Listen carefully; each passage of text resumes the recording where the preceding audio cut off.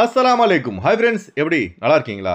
கோயத்துடைய தொழில்துறை அமைச்சகம் வைத்த கபீர் ஆப்பு வெளிநாட்டவர்கள் பாதிப்பு மிக மிக முக்கியமான தகவல் வெளியாகி உள்ளது. அந்த நியூஸ் பார்க்க போகிறோம். அடுத்து இந்திய தூதரகத்தின் அழைப்பு, மிக முக்கிய பிரச்சனைகள் தொடர்பான மீட்டிங். அடுத்து குவைத்தில் நடத்தப்பட்ட நிகழ்ச்சி, கொத்தாக 25 வெளிநாட்டவர்கள் கைது. இப்படி பல முக்கியமான தகவல் இந்த வீடியோவில் இருக்குது. வீடியோ ஃபுல்லாக பாருங்கள். உங்கள் நண்பர்கள் அனைவருக்கும் கட்டாயமாக இந்த வீடியோ ஷேர் செய்யுங்க. இப்போ வாங்க குவைத்துடைய மிக முக்கியமான நியூஸை பார்ப்போம். குவைத்துடைய வர்த்தகம் மற்றும் தொழில்துறை அமைச்சகம் மிகப்பெரிய ஆப்பை தற்போது வெளிநாட்டவர்களுக்கு வைத்துள்ளது.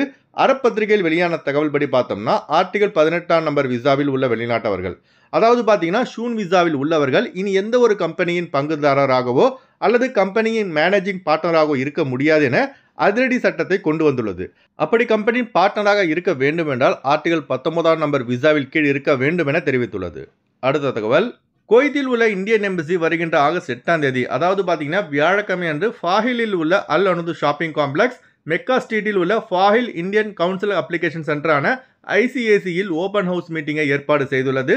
அதாவது ஆகஸ்ட் 8ஆம் தேதி மதியம் சரியாக பார்த்தீங்கன்னா 3:30 மணி முதல் இந்த ஓப்பன் ஹவுஸ் மீட்டிங்கில் குவைத்துக்கான இந்திய தூதர் மற்றும் பல இந்திய அதிகாரிகள் கலந்து கொண்டு சிறப்புரை ஆற்ற உள்ளார்கள். அதுபோல் நம்முடைய பிரச்சனைகள் தொடர்பாகவும் விவாதிக்கப்பட உள்ளது. அடுத்த தகவல், நம்ம நாடுகளை ஏற்பாடு செய்கின்ற நிகழ்ச்சிகள் மாதிரி அசால்ட்டாக குவைத்தில் நிகழ்ச்சிகளை ஏற்பாடு செய்ய முடியாதுங்க. அப்படி குவைத்தில் ஏதாவது ப்ரோக்ராம் நடக்கணும்னா உரிய முறையில் ப்ராப்பரான குவைத் அதிகாரிகளிடம் பர்மிஷன் வாங்கிட்டு தான் நிகழ்ச்சிகளை ஏற்பாடு செய்யப்பட வேண்டும். குவைத் பத்திரிகையில் வெளியான அறிக்கையின்படி பார்த்தோம்னா, ஆகஸ்ட் 2ஆம் தேதி குவைத்தில் உள்ள இலங்கை சங்கம் ஒன்று த ஸ்ரீலங்கன் சம்மர் நைட் என்ற நிகழ்ச்சியை எந்த ஒரு முன் அனுமதி பெறாமல் நடத்தியுள்ளது. இதன் காரணமாக நிகழ்ச்சியை ஏற்பாடு செய்த 26 பேரை குவைத் காவல்துறை கைது செய்துள்ளது. இலங்கை தூதரகத்தின் தலையீட்டால் இதில் இப்போ 24 பேர் விடுதலை செய்யப்பட்டுள்ளார்கள். 2 பேர் மட்டும் இன்னும் விடுதலை செய்யப்படவில்லை. அதனால் நம்ம ஆளுங்க குவைத்தில் எந்த ஒரு நிகழ்ச்சி நடத்துவதாக இருந்தாலும் ப்ராப்பரான பர்மிஷன் வாங்கிட்டு நிகழ்ச்சி நடத்துவது நல்லது. அடுத்த தகவல், உலகத்தில் உள்ள ஒவ்வொரு நாடுகளில் ஒவ்வொரு விதமான பிரச்சனை நடந்துட்டு தாங்க இருக்கு. நம்ம கேரளா வயநாட்டில் நிலச்சரிவில் 300க்கும் மேற்பட்டவர்கள் மரணித்துள்ளார்கள். அப்புறம் பாலஸ்தீன் காசாவில் ஆயிரக்கணக்கான மக்கள் மரணித்துள்ளார்கள். ஈரான் இஸ்ரேல் சண்டை, அப்புறம் பார்த்தீங்கன்னா பங்களாதேஷ் நடந்த கலவரத்தில் 100க்கும் மேற்பட்டவர்கள் மரணம். இப்படி உலகத்தில் ஒவ்வொரு பகுதிகளில் பிரச்சனை நடந்து தாங்க இருக்கு. பங்களாதேஷில் வெடித்த மாணவர்களின் இடஒதுக்கீடு போராட்டம் காரணமாக அந்த நாட்டின் பிரதமர் ஷேக் ஹசீனாவே இந்தியாவிற்கு ஹெலிகாப்டரில் தப்பி ஓடிய நிலை ஏற்பட்டுள்ளது. உலகமே இப்போ அமைதி இல்லாத இடமாக மாறி வருவது மனசுக்கு ரொம்ப வேதனையாக இருக்குங்க.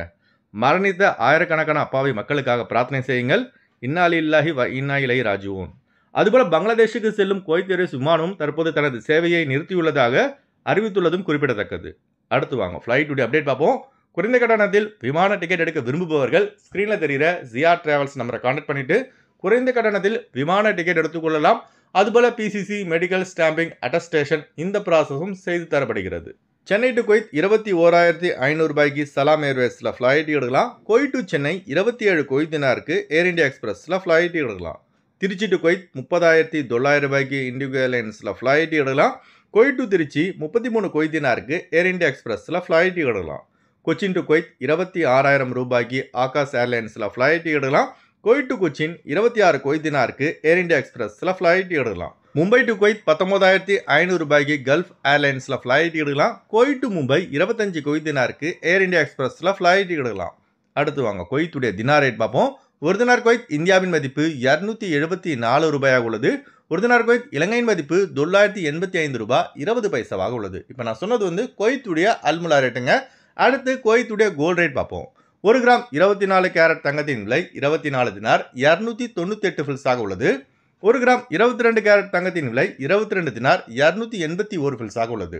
ஓகே ஃப்ரெண்ட்ஸ், இந்த வீடியோ அதிகமாக ஷேர் செய்யுங்க. இந்த வீடியோ சம்பந்தமாக நீங்கள் என்ன நினைக்கிறீங்கன்னு மறக்காம கமெண்ட் பாக்ஸில் பதிவு செய்யுங்க. எப்போதும் இணைந்திருப்போம். உங்களின் ஒருவன் ஜியாவுதீன். அஸ்ஸலாமு அலைக்கும்.